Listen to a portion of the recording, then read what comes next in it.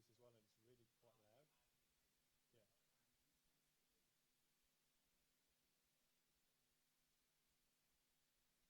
Is that what we've got? 5 minutes?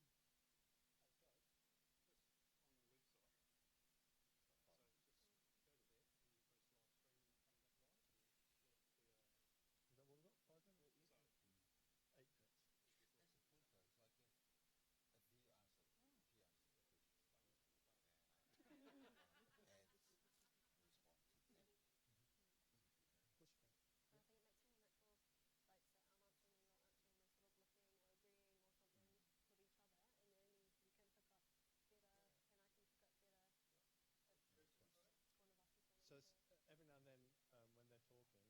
Push back. I think it makes it more natural, like, so I'm answering and you're answering, we're sort of looking or agreeing or something with each other, and then you can pick up better, and I can pick up better. One of us is going So to... every now and then, when they're talking, I can hear them through here as well. You should hear program. You will hear program. So there's a delay, is it? No, it's not a delay. It's just really loud when they talk. Okay. So I'm hearing them through here, but also the blaring in there. We don't want you near to go. Yeah. If you see me going, I'll be within a second. It's like that glaze over look when you're talking to a program and the radio goes off and you're like, oh, hold on a second. Yeah. So is it the volume on there, is it? Yeah. Okay. Because it was great. I can hear Rick. It's Rick, isn't it? Yeah. So I can hear Rick. That could well have been adjusted, yeah. I realised how big it is. These are washed in. A bit louder, please.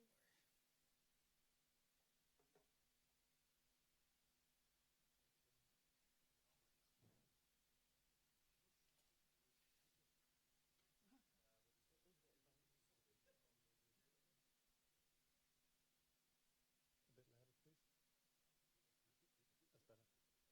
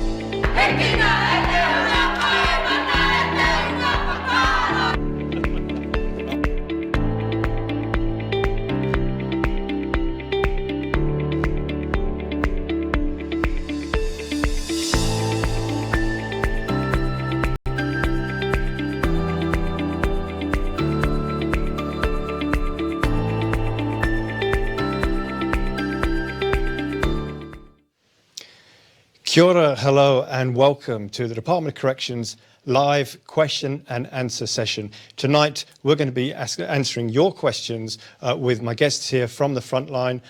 My name is Neil Beals. I'm the Chief Custodial Officer of the Department of Corrections. I'm going to be joined by guests from the front line from various prisons. We're going to be answering your questions as you put them to us.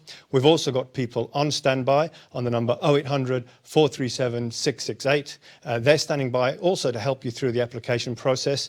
We want to help you get through that application process as smoothly as possible because we're looking for the right people to come and join us here at the Department of Corrections. But we know you've got some questions to ask, and we've got the right people here to answer them. I'm going to introduce you to our two guests today, Julia and Wheeler. Welcome, guys. Kia ora. Thank you for joining us. Thank you. We're going to start with Julia. Julia, you've joined us only 2 years ago, is that correct? That's correct. Tell us why you joined the Department of Corrections. I think previously I'd done a lot of work working with people. My last job was working with elderly and people living with disabilities, so I really liked the challenge of that work.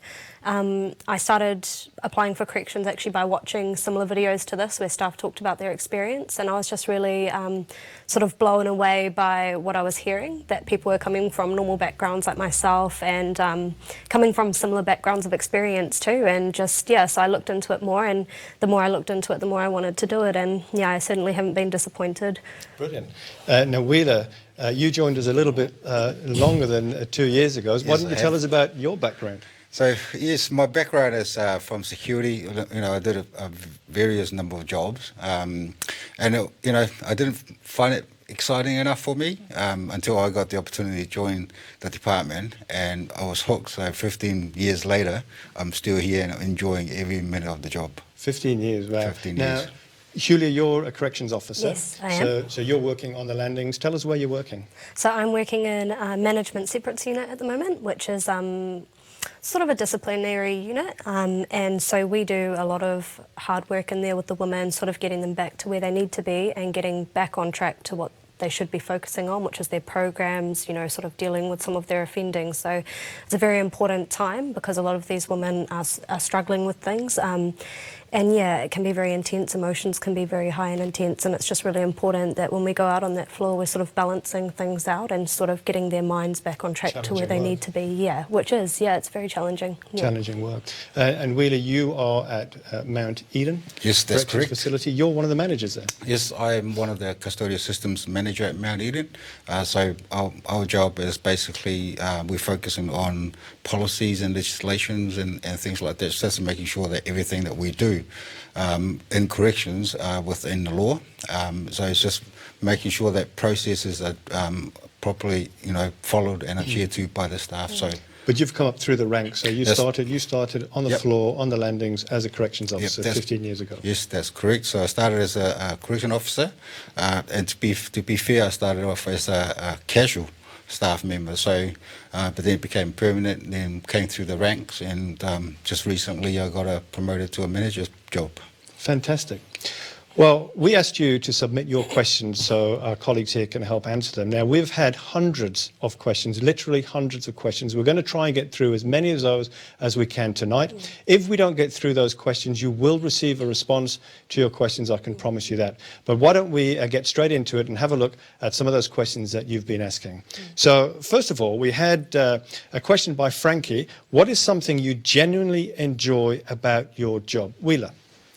Yes, so me personally, I grew up in a big family. So I grew up around people. So I love working with people. I love meeting new people and just getting to know people and what they bring. And working with prisoners, it's quite interesting because you're not just dealing with, you know, your normal people in society. These are people that bring challenges and bring issues to life. And your job as an officer is trying to solve those problems for them. So that part of the job I really, really enjoy is because I go home and I feel like I've achieved something, you know, that sense of achievement at the end of the day. So, and, you know, most importantly, I think is making sure that, you know, you're helping people to safely return back to their family, to their community. So that is the thing that I enjoy about the job. Julia, what's the thing that you genuinely enjoy about your job? Okay, so something recently that's been happening is seeing the level of communication grow between me and some of these women. So your first conversation might not be the nicest. In fact, some of the language can be pretty colourful.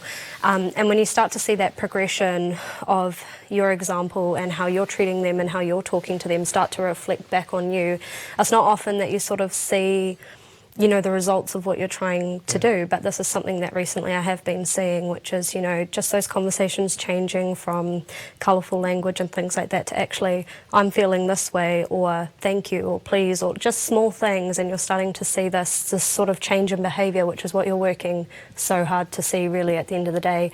So yeah, Feels that's something, rewarding. yeah, it does, it feels rewarding when you see them start to use manners, when you see them talk to you and you talk back and you're actually getting somewhere with those conversations. Great. Yeah. Thanks, guys. So many people out there are wondering whether or not they're a good fit for the role. So we have a question here from O'Sheenley. How fit do I need to be for selection? So this is probably something more recent for you, Julia. Yeah. So the physical readiness assessment, or PRA, you'll do that in your application process. So basically consists of, I believe it's a 400-metre walk at quite a fast pace, so don't be fooled. And yeah, but as long as you're steady through that, and then you do a scenario where you lift a mattress off a bed, and that those mattresses can be surprisingly heavy. You've got to manoeuvre up and down steps the same way you would in the job, and there was one more thing. So it's designed really, the physical readiness assessment is designed to replicate the type of activities that an officer will go through throughout the course of the day, correct? Exactly, yeah. Yeah. So, I mean, you don't necessarily need a very high level of fitness, like you don't have to be an athlete. However, as the job goes along, you'll start to see how important it is to be fit and to be well, but you're definitely given those opportunities to, if you're not quite there.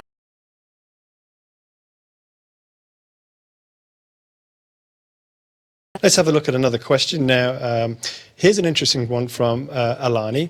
Alani says, I have a historic criminal record. Will this hinder my chances of becoming a corrections officer? Alani, I think it's important to note that every application will be looked at on its merits.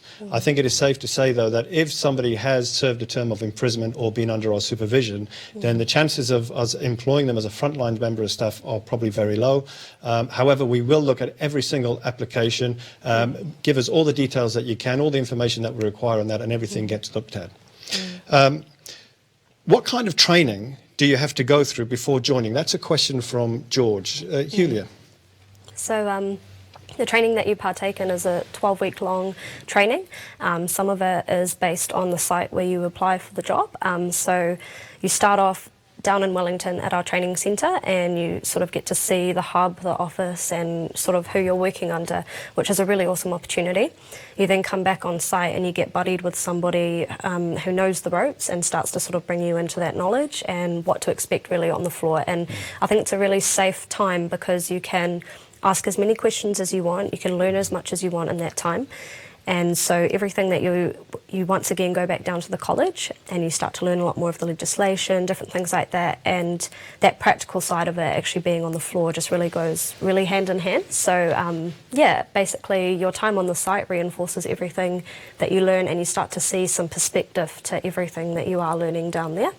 And then you go away and you just kind of solidify some of that stuff, and then before you know it, you're graduating, which is probably one of the best feelings of your life. So now, Wheeler, I think you'll probably agree with me, you know, having spent considerable years in the department as you have, that in actual fact that training, it's great. It starts you off, it gives you a good basis of knowledge, but you never stop learning, do you? No, absolutely. It's a good kickstart to get you through the front door, and the rest of the learning is done on the floor.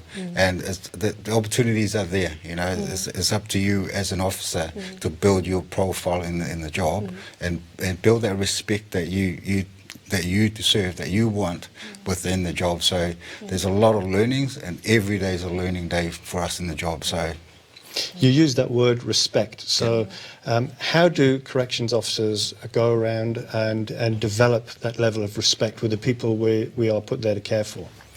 Well, obviously there's a reason why these people are inside jail. So they're looking for that direction. They're looking for that role model. So as a correction officer, part of your job is to be a role model for these guys.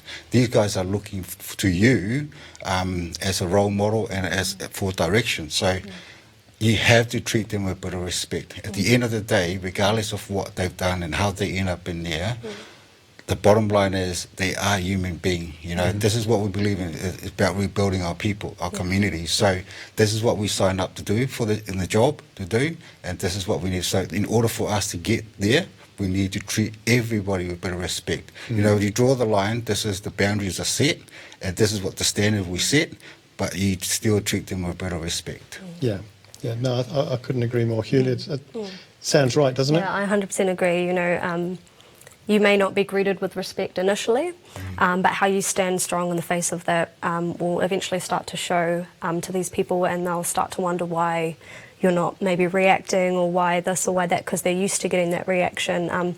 So when they start seeing a different example and a different way of being, they start to click onto it, and before you know it, they are looking up to you, they are coming to you, they are asking you things, and they are starting to respond to you the way that you are treating them. And in all honesty, some of these people may never have been treated with much respect. So what we show them may be a first for them, and it's very challenging. Yeah. Another question here that we have from Widapa. What equipment or weapons do you carry while you're on duty?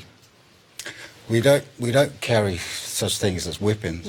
What we've got is protective gear, so to protect ourselves. So we got SRBA, which is stab resistant proof vest, armor, and we got our radio, which is our way of communication with the rest of the team, and we've got on-body cameras, which is it's good for recording evidence if you're dealing with difficult prisoners.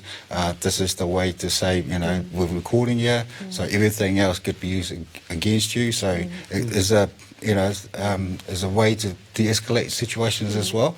And then we're introducing on-body pepper spray at the moment. So those are just for our protection while we're on the job. And I think, you know, later on in this program, we will get an opportunity to actually have a look at some of that equipment with one of our guests. But I think it's important to note that your personal protective equipment, your stab-resistant body armour, the gloves that we give staff for searching, the pepper spray that we have access to, and recently introduced the personal carry pepper spray for selected staff, is all about making sure that people protect themselves on the job, because on occasion things do happen, and we need to be prepared to do that. Now listen, before we carry on with questions, don't forget, if you are looking to get some assistance with that application, talk to somebody on the phone. 0800 437 668 is the number you need to ring, and they're waiting for your call right now. So let's move on with the next question. So we have Katie, who says, I'm a solo parent. Can I work 8 to 5?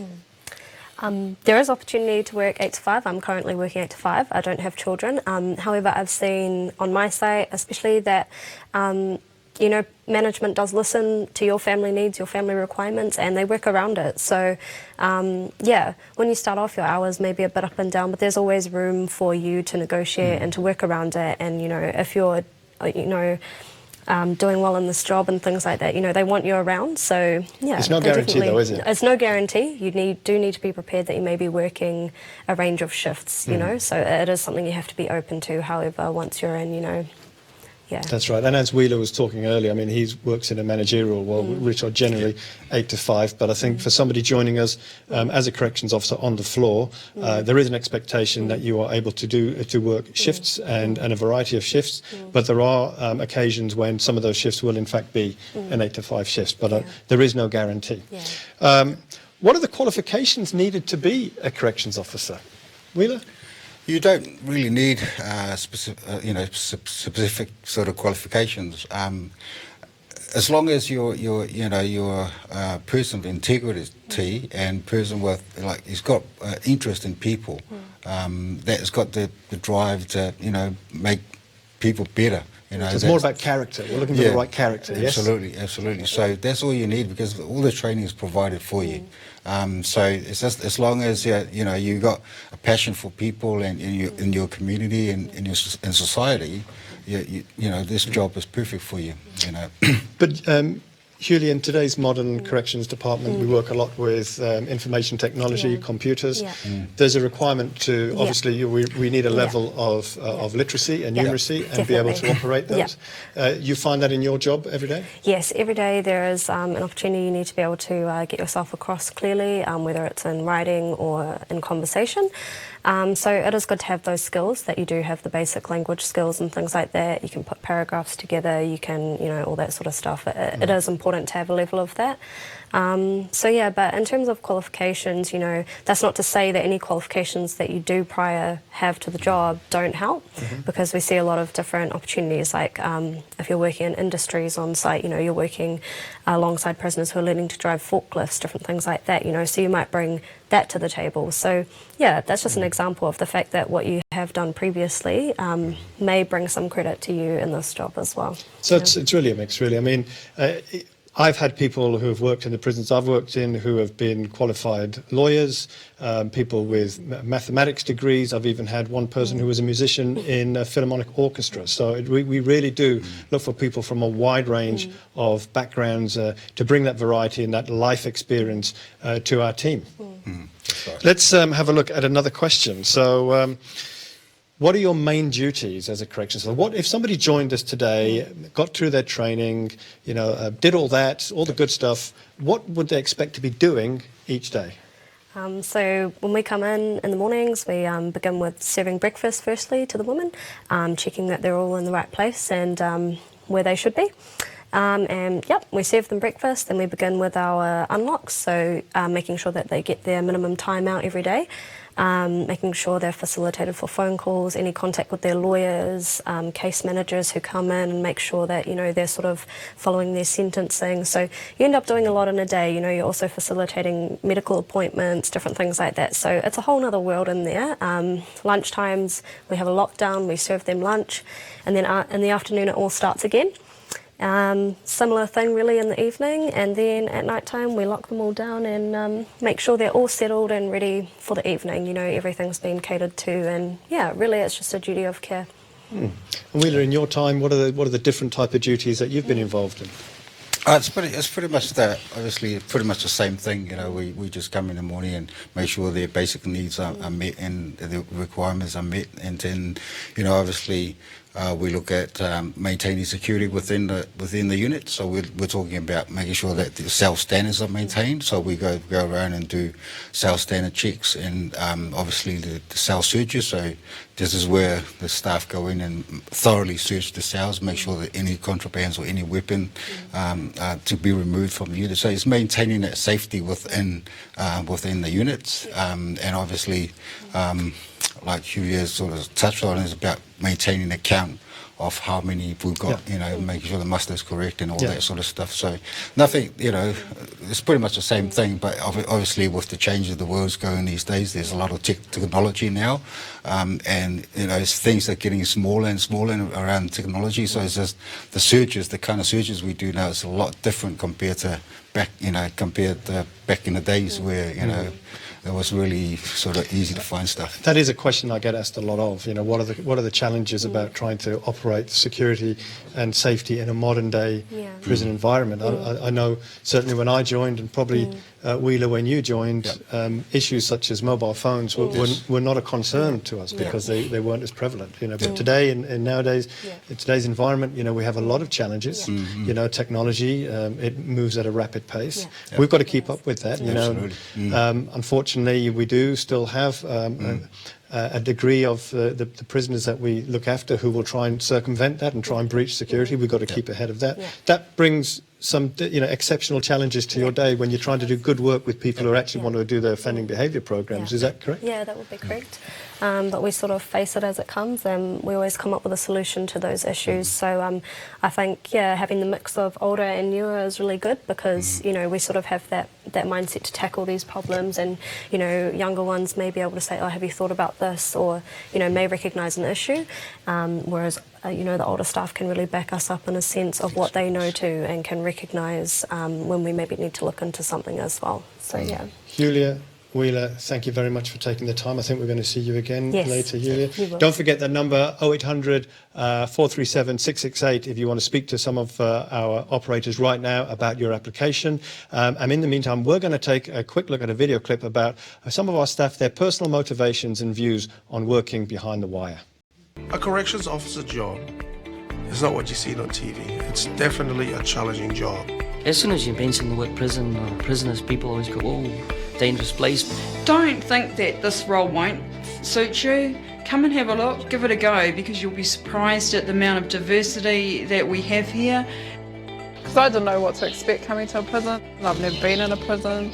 The way we were brought up in the islands will help a lot to motivate and encourage the positive change of prisoners' behaviour.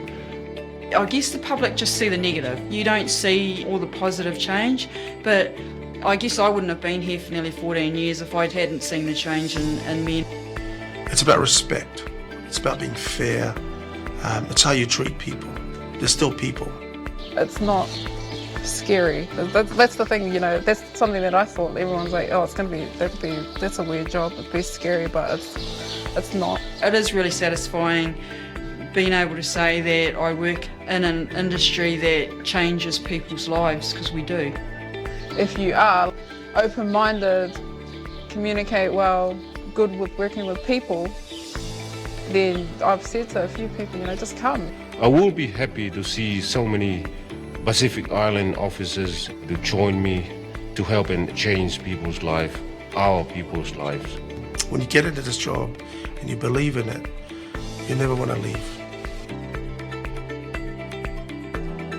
Welcome back to our live question and answer session. I now have two more guests with me here in the studio. My name's Neil Beals. I'm the Chief Custodial Officer for the Department of Corrections, and now I'm joined by Janelle. Welcome, Janelle. And Craig. Two more of our staff from the front line, and I'm going to get back right into the questions that you've been asking, and my first one is going to go to Janelle. Janelle, is it a safe job? Well, within the time that I've been working for corrections and my experiences, I would say yes, it is a safe job. I have never ever felt unsafe, mainly because of the team that I have behind me and with me, and also the training that I've been given. And how long have you been with us, Janelle? So I've worked for the service for 3 years now. Right. Currently based at Mount Eden Corrections Facility as Enjoying a principal. Yeah, definitely. Yeah, I love every day. I love getting up for work and just wondering what challenges are going to come up, and yeah, just being able to meet people and be a part of people's lives. Yeah. Craig, when it comes to safety, you're actually wearing some of our safety gear. That we spoke to Wheeler earlier about some of that. He mentioned some of that. So how about you talk us through what you're actually wearing right now? What does it do? How you use it in your everyday role? Okay, so first of all, we've got the on-body camera, and that gets turned on at the first sign of any disharmony or interaction with an upset prisoner, or maybe a visitor, member of the public, and that's a good de-escalation tool. They see themselves reflected in the monitor, and it can change their attitude quite quickly. And that is connected to your SRBA, the stab-resistant body armour? That's correct. Yep. Okay. Yep. Is that heavy to wear? It's heavy to pick up, but once you're wearing it, it's not too bad. You get used to it. Right. Yeah. Now, some people will be thinking that because we've got staff in stab-resistant body armour, that it must be very, very dangerous inside a prison. What's your view? It's probably a necessary evil to wear the SRBA, but it gives you confidence when you're walking down the wings and interacting with people. So it's just another part of the department's protective equipment, PPE. We want our staff to be safe. Absolutely. And that's the right thing to do, isn't it? Absolutely. Now, talk us through the rest of the equipment that you've got. So I've got on my hip, I've got my radio, and that's got a personal Duress alarm on it. So I can press that, and then people will come looking for me because I'm linked to that radio. Mm-hmm. I also carry handcuffs. Yep. And we have stab-resistant gloves as well that are provided. So yeah, safety is paramount. When do you use those gloves for? What duties would you use those gloves for? For searching. Right. Yeah. And also, we've recently introduced individual carry pepper spray, which we'd have talked about, of pepper spray to the spontaneous use of pepper spray, yeah. Similar to what the police do. Yeah. So people wouldn't be too surprised to see a very similar kind of situation. No, that's right. Yeah. You've seen these changes come in over the past few years. Do you think corrections has got safer as we've introduced this equipment? Absolutely, yeah. Now, Craig, tell us about your specific role, because you do you actually do quite a specialised role for us, don't you? I do, thank you, Neil. Yeah, I'm a drug dog handler, and I get to work with drug dog Ty. He's a 5-year-old black lab. And you're based at? Auckland Women's Prison, but I'm employed regionally, so I can work anywhere within the northern region as and when required. So you joined as a corrections officer, but you made your way through the ranks and then decided to specialise. That's right. Yeah, I was 7 years on the floor as a corrections officer. Right. And then, opportunity arose to apply for a drug dog handler at Spring Hill Prison. So I was appointed there in 2012, and a few years later, I'm still doing it and loving it every day. So some of our viewers may have seen you and your colleagues on other TV programmes, and you're getting a little bit used to this. Quite possibly. Yeah, Dog Squad, it's been a big hit. Yeah. Excellent. Now, Janelle, Yes. you have quite a deep connection with corrections through a family link, don't you? Yes, I actually had and even currently quite a few family that are in corrections. Mm-hmm. But one of the main inspirations that made me want to join corrections was when I heard a story about my great-grandmother. She spoke at one of the prisons in the South Island. So my great-grandmother was a Dame Commander of the British Empire, Dame Whenikupa, and just hearing like what she did and what she stood for, I just really wanted to carry on that legacy and just helping our people, because a big percentage of people in prisons are of a Maori background. So I really just had the passion to try and help them, and that's what I do every day. Yeah. Good for so you. I enjoy it. I'm sure she'll be very proud.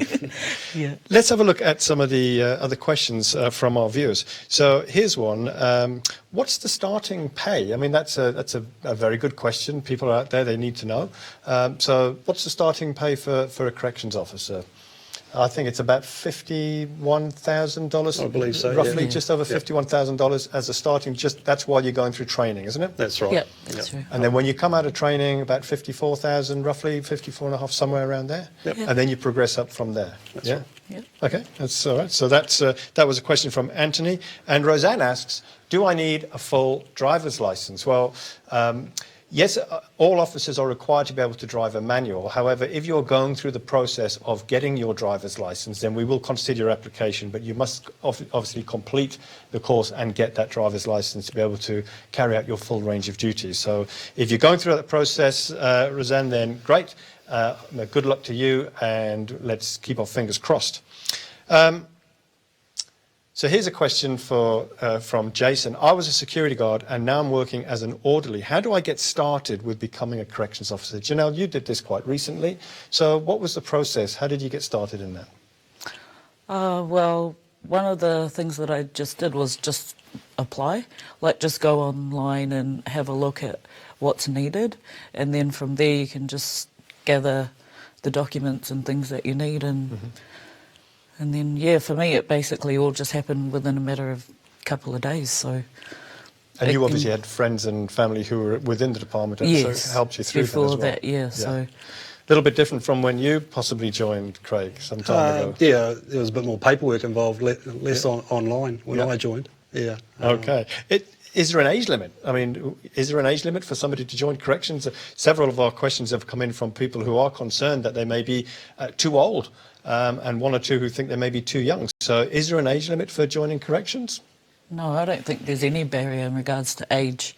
I definitely think that some people have more life experiences, and within that they're able to deal with situations that perhaps other people may not have come across before.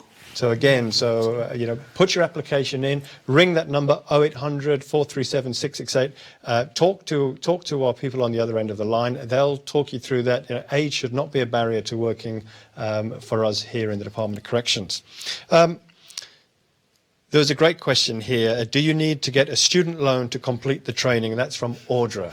Audra, you don't need a student loan, so you can strike that one off your list and get that application in. Do managers support you when you make a mistake? We all make mistakes. You know, we work in a busy environment. It's a fast-moving environment. Mistakes are made, honest mistakes are made. Yeah. Craig? In my role every day, I'm coming across something new So yes, we do make mistakes. We are human, but I'm well supported by my managers, and they understand that as well. I've got the added risk of the dog, so I have to take in all those aspects of the dog deployment as well. So not everyone likes dogs, so yeah, I'm always planning around that and manipulating things so the job gets done. Now, Janelle, when you first started, I mean, you're fresh out of the college, fresh into there. This was 3 years ago. You're fresh, and what was your first day like? Oh, my first day. Well, it was very interesting because obviously all the prisoners know that you're new and they want to know where you're from and stuff like that. So a lot of it for me was just getting to know the individual prisoners themselves.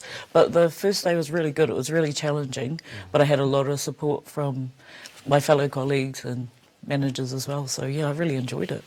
Brilliant. Yeah. So the other question that's come in is along similar lines about what it's like and the mistakes and all that. But how can you help a prisoner in distress? This is a question from Timosi. So how do you help? We deal with a lot of people who come to us with a lot of problems, a lot of mental issues. A lot of them have led very damaged lives, and they come to us and they can be in a lot of distress. How do you help them? Firstly, for me, I always just try to find out what the situation is. And sometimes you have different staff members that have better rapport with certain prisoners. So sometimes you might ask them to sort of, are you able to talk to him? Or, yeah, just finding out what the actual issue is, I think for me is the starter. What about you, Craig? Yeah. Thanks, Janelle. Yeah, we all bring certain skills to our jobs, and reading people's behaviours and attitudes. We select the right people for the right jobs. But over the years of experience, you get an insight into what the prisoners are going through. And in your particular role, you will deal with a lot of visitors who are coming through, the vehicle entry. A lot of them will be first-time visitors, may not have come to a prison before, maybe visiting a relative who's serving his first sentence. Yeah. They will have fears and concerns as well. How do you put them at ease? We just try and talk them through the process and put them at ease as we can. It is traumatic for them. They don't want to be there. It's been forced upon them by their family going into prison. So there's a lot of paperwork that they need to go through. So as far as we go, we talk them through the process. A question that's come in from Georgia. Is it common to get abused by prisoners? Do you find that a common daily occurrence, Janelle? Maybe not on the daily, but I mean, it is going to happen. It's inevitable. And I think as time passes and you learn how to deal with it, it does become easier. But yeah, you are going to get abused, let's just say that, maybe verbally.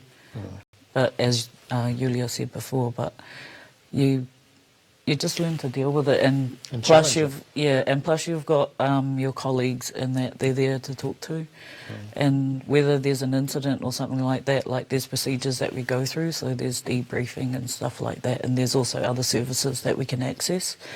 Well, just add on, the cameras are a great diffuser for that sort of thing. Yeah. As soon as you turn your camera on, their demeanour changes completely. I think it's important for our viewers to understand a little bit about the cameras. So the camera is in fact always filming. So when a member of staff puts it on, they'll turn it on, so it's always filming. But until they activate the record button, that footage will just be dumped. So on a day-to-day basis, we don't keep all of that footage. It's only once the office has decided to press the red button on the side, and then it will remember the 30 seconds leading up to the incident, store that, and then keep recording until the recording function is turned off again. They've been a real boon to staff safety, I believe, Absolutely. haven't they? Yeah, definitely. That's good. And also, in the research that we did in the pilot studies, the feedback that we got from the prisoners who were in the sites that we piloted that with actually saw great value in those as well. Yeah. So it's good for everybody. Well, it protects us and it protects the prisoners as well. That's fantastic. Here's a question. I'm currently working as a prison officer in the UK. Can I transfer to New Zealand? Well, you'll probably tell by my accent that that's something I did some years ago. Look, if you do want to come and work in New Zealand and you want to inquire about immigration, the best people to speak to is first and foremost are the New Zealand Immigration Department. Currently, you do require a resident visa or work visa to be able to work in New Zealand, but we work closely with the Department of Immigration. So first of all, find out the information about visa requirements from them, and then understand where you are in that process, and then come back and talk to us, and we can help you from there. So let's carry on with these questions. So what do the stripes on your shoulders mean? Anna has asked a question. You've got 3 stripes on your shoulders. I'll come to your insignia in a little bit, but why don't you tell us about that? So the 3 stripes represent the Principal Corrections Officer. So you start off as a Corrections Officer. From there, you build up to become 2 stripes, which is a Senior Corrections Officer, and then there's the Principal. What do those 3 different type of roles do then? So the corrections officer is mainly on the floor working very closely with the prisoners. The senior officer will oversee the staff that work with those prisoners, and then principals are more dealing with the compliance side of things, so a lot of paperwork and also looking after all of the staff members that work within your unit. So you've done well to get to principal officer after 3 years. Yeah, not Good too on you. bad, eh? Well, good on you. Excellent work, excellent work. Great question here from Selena. I'm a solo mum. How long do I need to be away from home for the training? Well, the training takes 12 weeks, Selena. It's a blended model, so there will be periods of time where you will be with us in Wellington, with the tutors and with your cohort, your teammates, and there will be periods of time when you'll be back on your site, which will enable you to obviously go back home. But over a period of 12 weeks, you probably spend about 7 to 8 of those weeks away from home. And this is why, it's very, very important to think through a decision like this very carefully, to make sure you've got the support of your family. Because we recognise for all of those staff who've taken the big step joining us in the Department of Corrections, it's not just them that are making the changes, it's their families as well. And we thank you, all of you who have supported your family members to allow us to recruit great people such as Janelle and Craig and all the other people that have been with us today. So let's have a look at the question here. What's the culture like? Is it like it's on TV? Now, Craig, we were talking about this off air earlier on. So a lot of people will only recognise prison from what they see in the TVs and movies. Is it like that? It has its moments. We have a bit of fun. You get to form relationships with prisoners that you can work around and helps everyone get through your day. But yeah, TV's TV, and real life is a different story. I mean, I know from my own time in prisons that we do an awful lot of laughing with everybody, prisoners included. Yeah. Would you say that's true? Yeah, definitely. There's always a bit of banter going on. Mostly, hopefully, good-natured banter for the most part. But I do remember that from my time in the landing, that we spent an awful lot of time, laughing away at the kind of complexities and ridiculous things that happen on occasion from day to day. Is that true? Yeah, absolutely. Yeah? Still the same? For sure. Yeah, I'm glad that part hasn't changed. That's excellent. Here's another question, very similar to one that was asked earlier. I'm semi-retired. Am I too old to apply? That's from Mary Rose.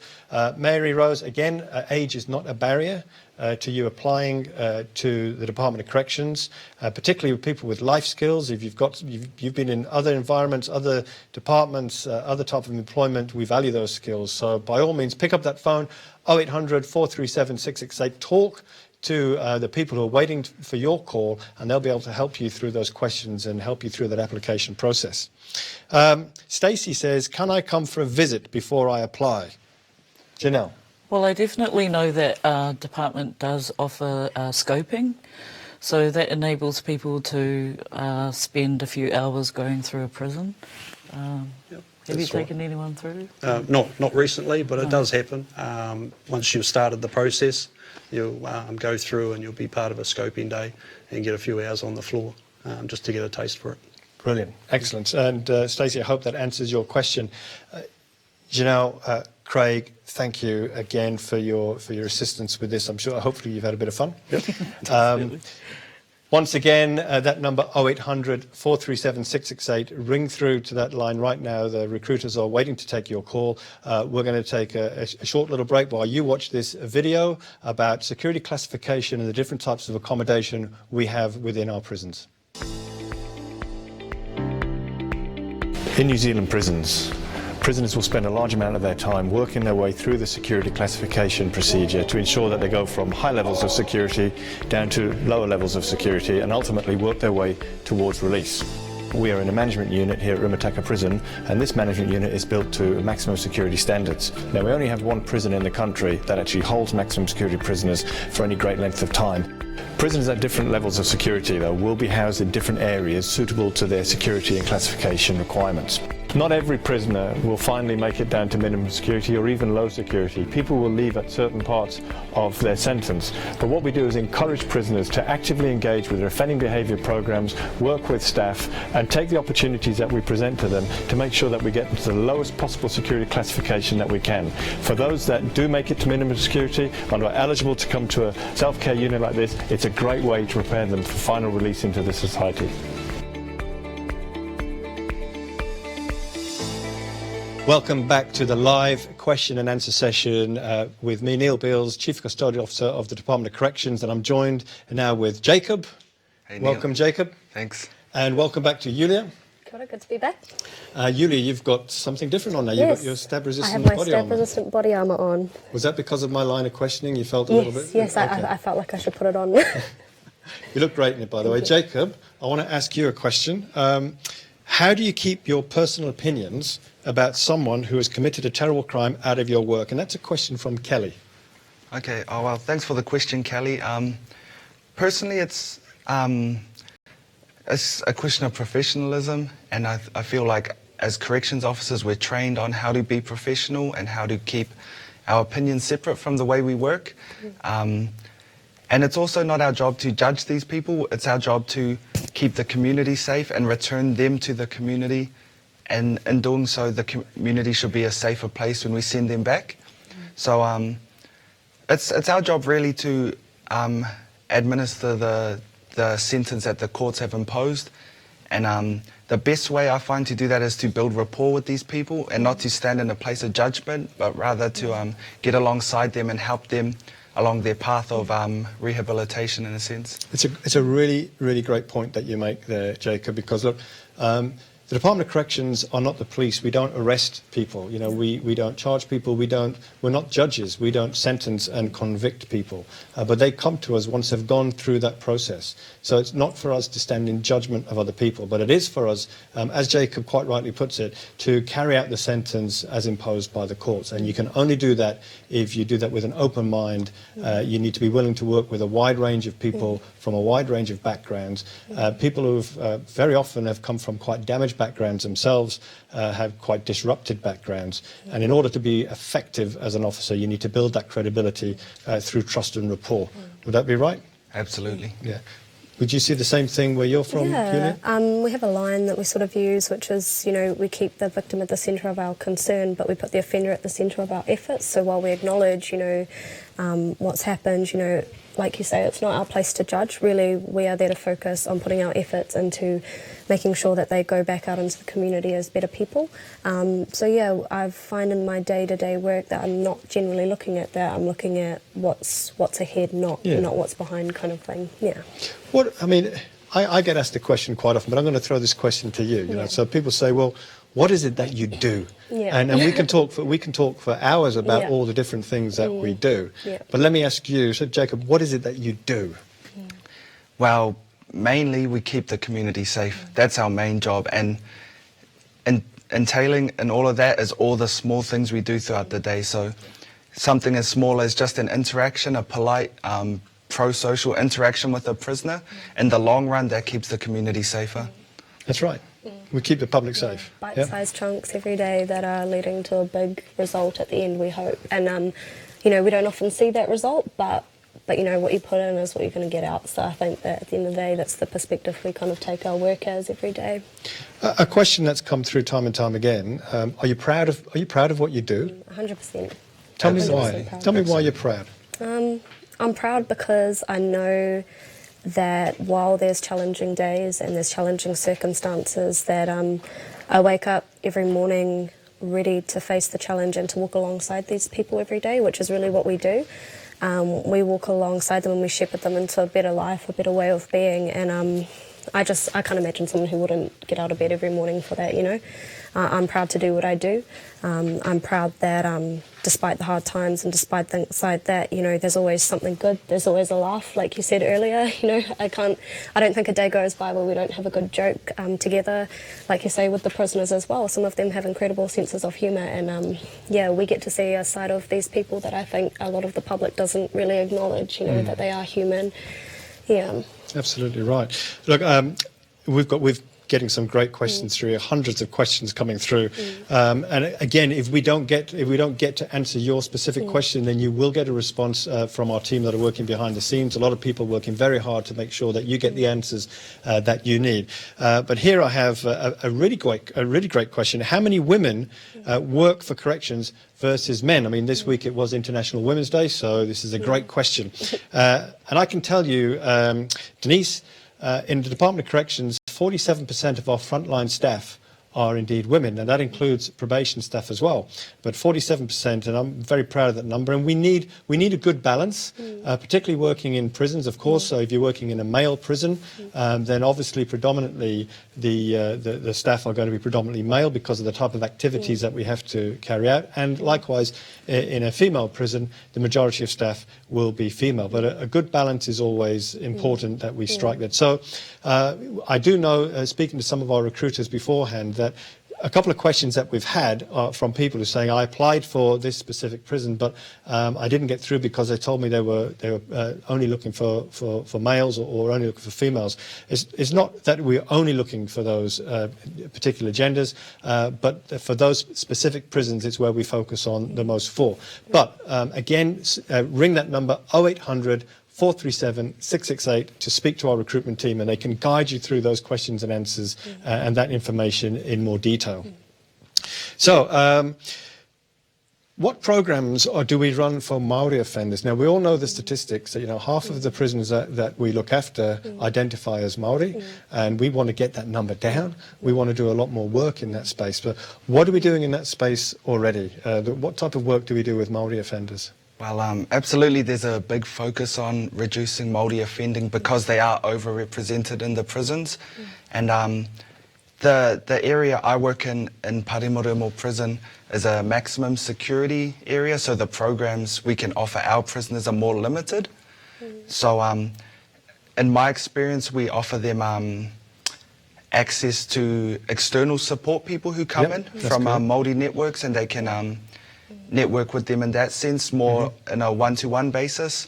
Also the kaumātuas on site who interact with certain prisoners can be a positive role model, even a de-escalation strategy when there's situations. But in terms of wider, more inclusive programs, prisoners need to lower their security class first. In order so they can get down to the prisons where we run programs such as Te Tirohanga, and I know in the women's jails we offer Kowhiritanga. Do you want to tell us a little bit about the Kowhiritanga program? So Kowhiritanga program is basically, and we have this conversation often with the women before we put them forward for it, as how do you feel in terms of facing your offending? So when they do start out on the program, it is very intense. They often come home, if they're working or doing other things on site, they come back very exhausted because, you know, they're sort of taking into account cultural factors, looking at things from their cultural perspective, and also facing things head on, like I guess you could say looking straight in the mirror. So it is very confronting. But I know that for the Māori women, like, it is really important because it does nurture them and carry them through in a way that they can relate to, and is really important. And so yeah, in this job, there's a lot of cultural factors that do need to be taken into account, and given that the numbers do tend to go higher for the Māori culture, Māori ethnicity, you know, we really need to cater for that, and I think that it's really important. So we also have Mirimiri Te Araha, which is actually a unit where, you know, they can focus on Māori, they sing, they say prayers in the morning with the staff, all that sort of thing. And we actually have a meeting house on site as well where officers and offenders do meet to talk about, how we can make a greater impact and use their culture, to sort of bring them through these things. Yeah, reconnecting people with their iwi, reconnecting them with their culture, really important part about that, kind of addressing the offending behaviour, so people can see that they've actually got somewhere to go to. Exactly. It's not always, ideal. Sometimes releasing people back into the communities where their offending took place doesn't always support them in what they need to do. But if we can connect them with their iwi, with their whānau, they stand a better chance, don't they? To not come back to us. Jacob, your previous experience prior to coming to working for corrections was in the mental health sector, yes? Unfortunately for us in prisons, a large amount of people that are coming to us, more and more so actually, are being identified as suffering from a mental illness or a mental disability or problems that they bring with them from the outside and they haven't properly been diagnosed or treated, and sometimes that can be exacerbated in prison as well. What do you see happening right now in terms of the changes that we're going through in order that we can be better placed to help people who are suffering from those type of illnesses and challenges? Yeah, so absolutely there's a lot of mental unwellness in prison. Well over half the prisoners have mental health conditions. Anxiety, depression are the leading ones.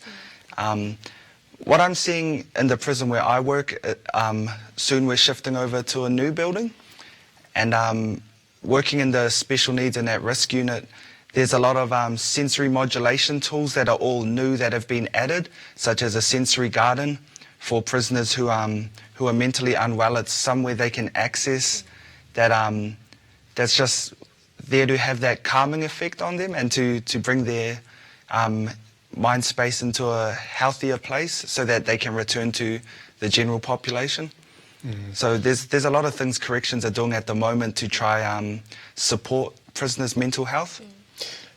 Recently, the department's invested millions of dollars into improving the standard of care that we have for prisoners, particularly those who suffer from a mental illness or mental disability, and we're going to continue to press hard on that because it's important that we do that.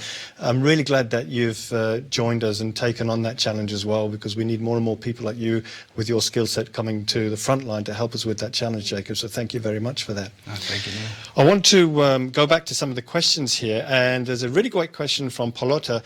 I applied 2 years ago and didn't get through. Can I apply again? Palota, yes, you can. I have no idea why 2 years ago you didn't get through. Could be for a variety of reasons. Some of those reasons may have been addressed. So, look, have another go.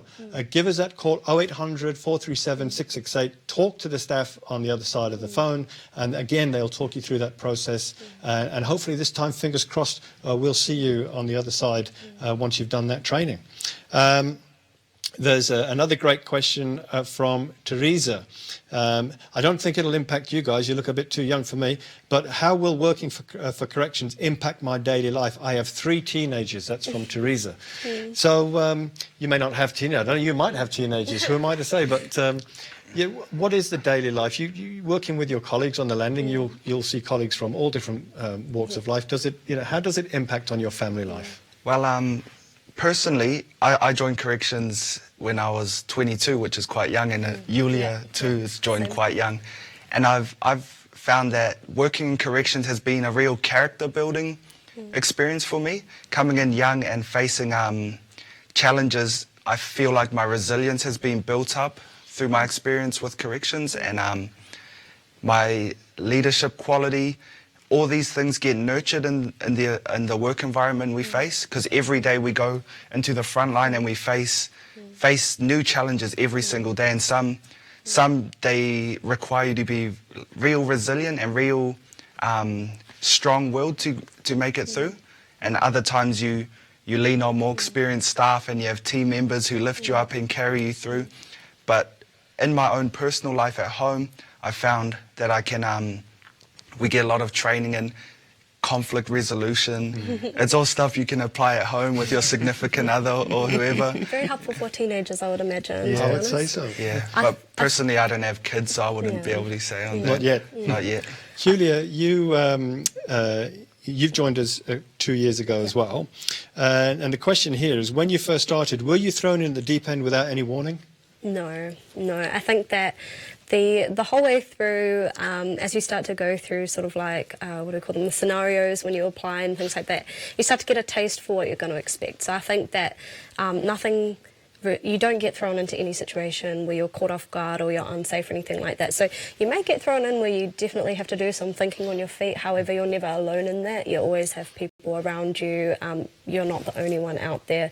You're going to have minimum 3 to 4 people out there with you, nutting all of that out alongside you. So yeah, you will get thrown into some challenges and some challenging situations where you do have to step up. However, if you've been selected for this job and you've gotten that far, 99%, 100% of the time, you are going to be prepared enough in who you are, along with the training, to step up and to face that situation. Has it changed you? Joining corrections, has it changed you as a person? I think it has, because it's given me a perspective that I'm grateful for where I am in life. I don't take things for granted. When I walk out of work, I appreciate the fresh air, I appreciate the freedom that I can go and do the things that I do. And most of all, I appreciate the fact that, I'm not in that position that some of these people are in, and that just makes me want to come back and do even more, so that eventually these people can be back out there and experiencing the world, contributing positively to society again and making our community safer. So yeah, Good. It has. We have a question here from Jolene. What about if you have family members in prison? Does that block you from being able to work in prison? No, it doesn't. It doesn't, Jolene, because we look at you and what you're going to bring to the role. So you would need to declare any conflicts of interest, of course, because we wouldn't want to put you in a situation that might be dangerous or difficult for you or your relatives. But no, it does not specifically prevent you from applying to join the Department of Corrections. So we have another question from Nirmal. How do you keep your identity hidden? Do you get threats from the prisoners or the criminals? Well, at work I don't keep my identity hidden. I work with the prisoners, they know my name. I keep my personal life separate from work. It's just professionalism and safety. They give us training around that. But at work, prisoners know who I am, they know my name, but they don't know my family's name. They don't know where I live. They're not coming to my house for a barbecue or anything, so they don't need to know. But otherwise, I just keep my personal life and my work life separate. Yeah. But we don't need to put in an extra effort we don't use code names or secret names or anything like that. No, it's quite normal. Yeah. Now, you guys both work in very busy, very challenging prisons. You work at Parimarima, the maximum security. You work at Auckland Women's, which is a very large prison, tough prison as well. What do you do to unwind and relax so you can make sure you come back refreshed the next day? You do. Well, me personally, I surf. I enjoy the outdoors, so any opportunity to get outside, clear my head, spend time with friends and family. If anything, it's kind of boosted some of my connections with my family, made me appreciate a lot more and put a lot more effort into it. So I think, yeah, everyone's different. I enjoy going out into the ocean. It's really refreshing. For me, it's physical as well. So I swim. So that's something in terms of fitness that kind of can just bring me a bit of peace and get my head back in the right place. And sometimes even just, when you finish your shift, maybe on a Friday or whatever day is your Friday, you might sit with a colleague and just sort of have a half-an-hour chat. And sometimes that also is something that sort of refreshes you as well. So there's so many different ways, and it's personal to everyone. But if you come in with passions and hobbies, definitely continue those because they're going to help you in that sense. Yeah. Jacob, what about yourself? How do you keep yourself, resilient? How do you keep that kind of buoyancy, that positivity? We do work in a challenging environment. We work with some very challenging individuals, and some situations can sometimes be dangerous. But how do you make sure that you come back with that kind of vision to keep pushing forward for the, reaching for that end goal? Well, personally, when I'm at work, I always, as soon as I step in, I'm working. And I give 100% on the day, and then I leave work at work when I go home, and I spend time with my family. I spend time with friends, and unwind. I go to the gym, just do hobbies that I enjoy, and then when I'm back at work, I'm back in work mode. That's my personal experience. Would you recommend this job to a friend? Absolutely, I recommend it to a lot of my friends. a lot of people have that natural quality where you can see it in them that you know that they do well. If you're a person that enjoys interacting with people, if you're a role model, if you're a positive influence to those around you, I think you'll make a great corrections officer. And Julia, just briefly describe to me the type of officer that you want working alongside you on the landings. The type of officer I want is definitely someone who can have a laugh, someone who can think on their feet, someone who's an open communicator. We're very black and white the way that we communicate with each other. Honesty is key. Someone who has integrity, someone that is going to step up and have my back if we do get into some of those hairy situations, because, when you see your officers step forward and face those issues with you, there's no feeling like it really. I can't describe the days that I've gone home and thought, man, that was really hairy, that was really tricky, but, these people stood up and they had my back. We looked out for each other, and not only that, we helped the offender through that situation or that problem as well. So, yeah, the type of person I want is just someone who can be real, who can talk to people, who can talk to officers, who can talk to offenders, someone who has their own passions, all of that sort of stuff to bring to the table.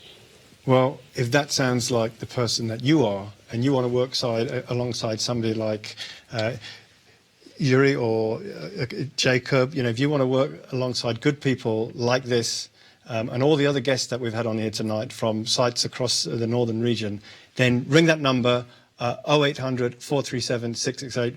Julia, Jacob, really want to thank you for your time that you spent with us today. You've enjoyed it? Yes, 100%. Absolutely, yeah. I'll do it again. Some great questions, yeah? Yeah, for sure. Yeah. It's been absolutely fantastic. Thank you for all the questions that you've sent in. Like I said, we've had hundreds of questions.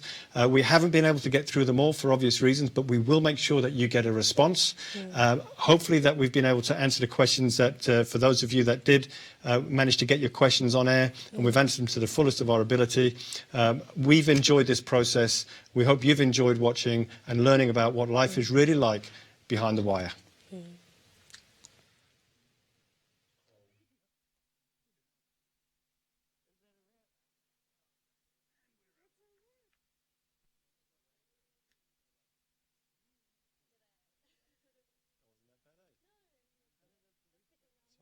missed your name up at the end. I had both names in my head. I was like,